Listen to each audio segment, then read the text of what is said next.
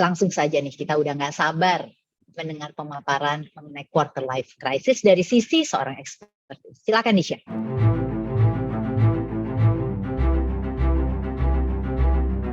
Oke, kita lihat dari definisi ya yang dikemukakan oleh seorang psikolog.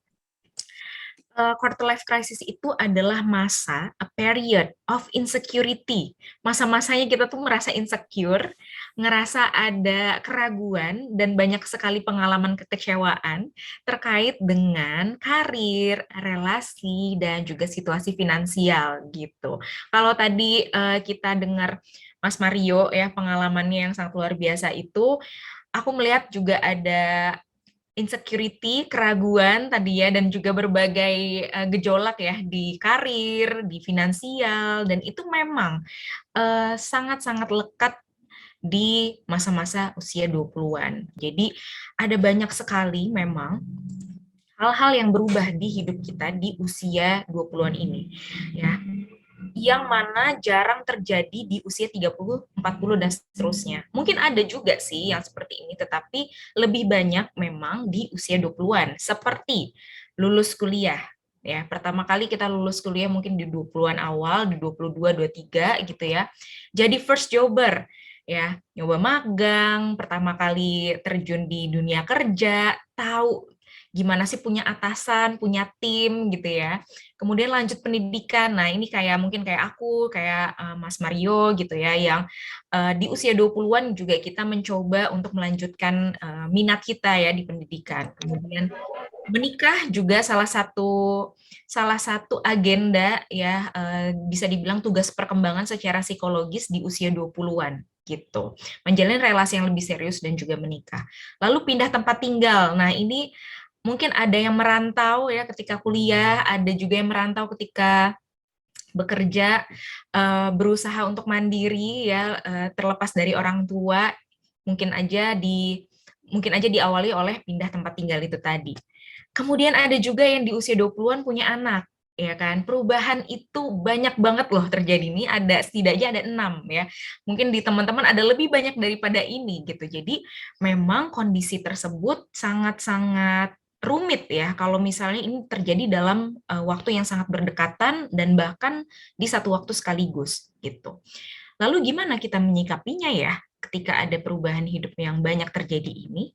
Coba untuk teman-teman ya merefleksikan, start dulu dengan kenapa, oke? Dan apakah kita benar-benar siap untuk hal tersebut gitu. Walaupun kita nggak pernah tahu ya apakah kesiapan ini pada akhirnya membawa kita pada harapan atau enggak, tapi kita coba untuk tanyakan, pikirkan kesiapan kita dalam menjalani perubahan dan konsekuensi yang mungkin diterima. Balik lagi kalau di psikologi itu dibilangnya tugas perkembangan gitu ya. Terkait dengan tuntutan untuk menyesuaikan diri, ini memang ada beberapa hal yang mungkin teman-teman juga merasakan ya. Banyak pengalaman pertama kali, ingin diterima di lingkup pergaulan, ya kan. Kemudian masa pilih-pilih dan coba-coba. Nah, ini ya, karena kita udah tadi ngerasa lebih punya power untuk punya uang sendiri gitu ya, untuk bisa ngambil keputusan sendiri. Makanya ini adalah masa-masa gimana kita pilih-pilih, coba-coba, terus ngerasain sendiri dampaknya tanpa ada perlindungan utuh dari orang tua gitu ya, kan tanggung jawabnya penuh di diri sendiri.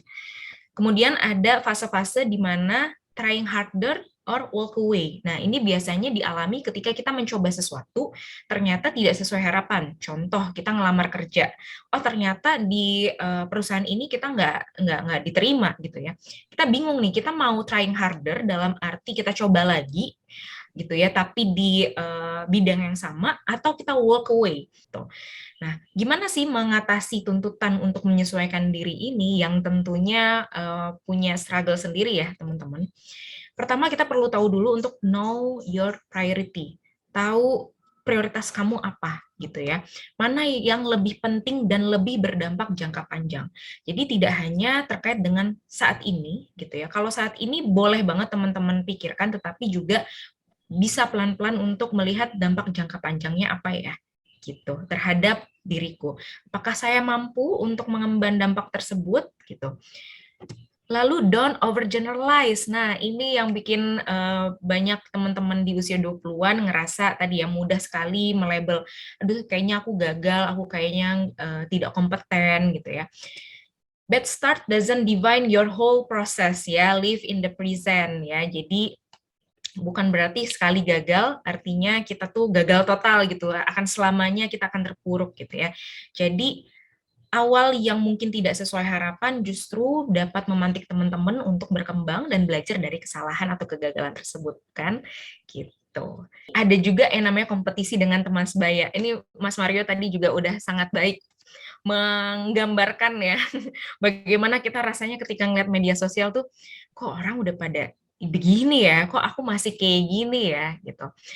Kompetisi dengan teman sebaya itu sangat-sangat familiar lah ya di kita, karena ada perbedaan dalam pencapaian, ada kekhawatiran siapa sih yang paling bahagia, dia yang kerja kantoran atau saya yang berbisnis, ya dia yang udah punya anak atau saya yang masih baru mau cari pacar. Lalu ekspektasi yang tidak realistis. Nah, kadang kita tuh pengennya semua dalam satu waktu ya sesegera mungkin gitu. Kan itu sangat tidak realistis ya, teman-teman. Lalu yang terlihat versus yang terjadi. Ini juga ya kalau main media sosial tuh ngelihatnya yang bagus-bagus aja padahal kita nggak tahu apa yang terjadi di belakang sana. Dan social gap tadi ya. Jadi ada kondisi di mana kita ngerasa kok saya jadi susah ya punya teman baru. Di usia 20-an aku rasa juga sangat ini ya, sangat sulit kita itu menjalin relasi yang benar-benar dari nol gitu. Untuk memelihara pertemanan itu udah sangat melelahkan ya di dunia yang sangat kompetitif ini gitu kan. Ketika aku di posisi melihat orang-orang lain itu sepertinya ya lebih unggul gitu, apa yang aku lakukan itu juga salah satunya merasa perlu untuk reflect back apa yang udah aku lakukan selama ini. Jadi competing with myself gitu ya, dengan diri sendiri. Jadi buatlah realistic goal di sini, tujuan yang sangat realistis yang mampu kita lakukan, percaya diri dan belajar dari pengalaman orang lain yang menginspirasi. Oke, dan your self worth matters the most ya, teman-teman. Jadi jangan sampai apapun yang terjadi pada orang lain jangan sampai berpengaruh secara negatif ke keberhargaan diri kita. Karena itu tidak sama gitu ya. Keberhasilan orang lain bukan berarti kegagalan bagi kita gitu. Karena di dunia ini kita nggak bisa bersaing dalam arti kalau aku biasanya ke klienku bilang gini, kalau kamu mau membandingkan diri dengan orang lain, silakan lakukan itu, tetapi coba yuk pastikan 4 hal ini sama di diri kamu dan orang lain tersebut.